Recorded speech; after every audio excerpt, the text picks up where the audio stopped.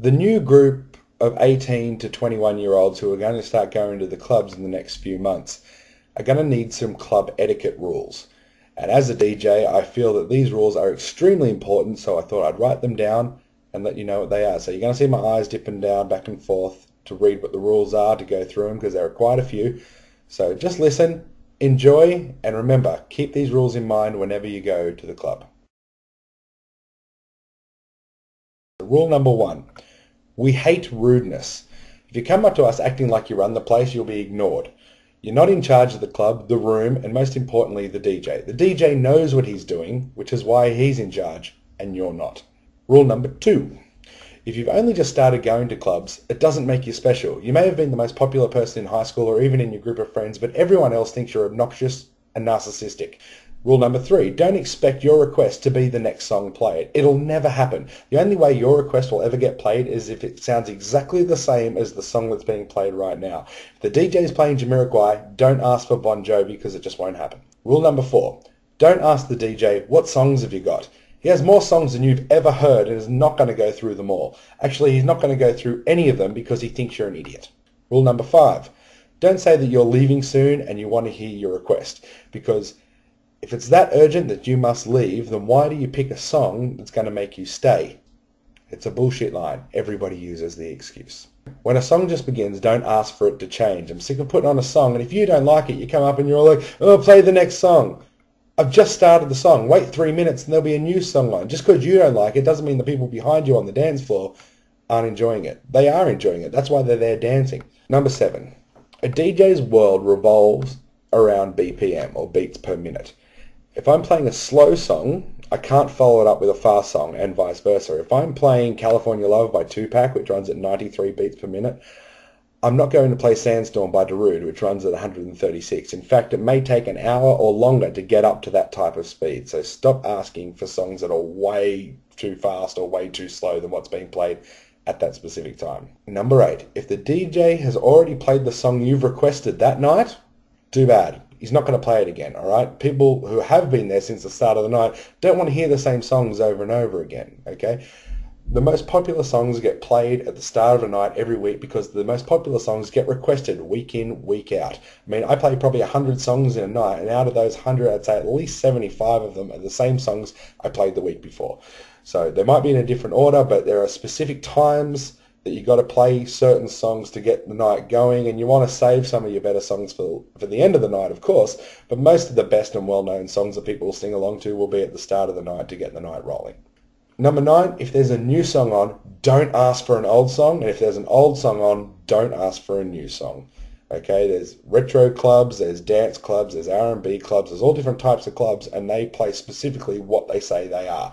If I'm playing a really old song, I'm not going to play a new song straight away. I'm going to work my way up from like a 60s, 70s, 80s, 90s, and maybe then a new song.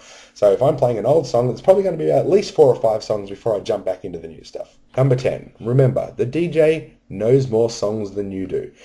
You might be requesting some obscure track to show to your friends how intelligent you are about musical knowledge, but the DJ has heard whatever song you're asking for in most cases, and if it's a good song, he'll play it. If it's not a good song, he won't play it. He knows what works with a crowd.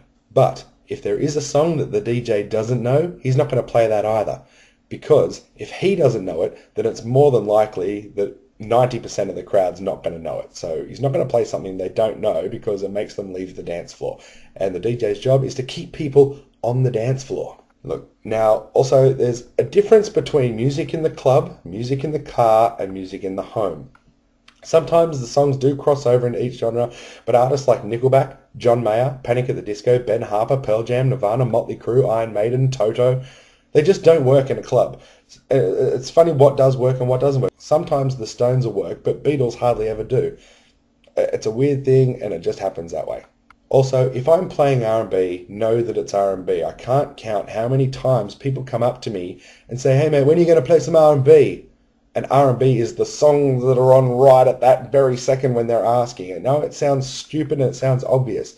But if you like R&B, at least know what it is. Like, just because it's an R&B song you haven't heard of doesn't mean it's not R&B. Number 13, no, you can't have the fucking microphone, so stop asking for it. So don't offer drinks or money to DJs. right? We get our drinks for free, and that way we know that there aren't any roofies or drugs in them.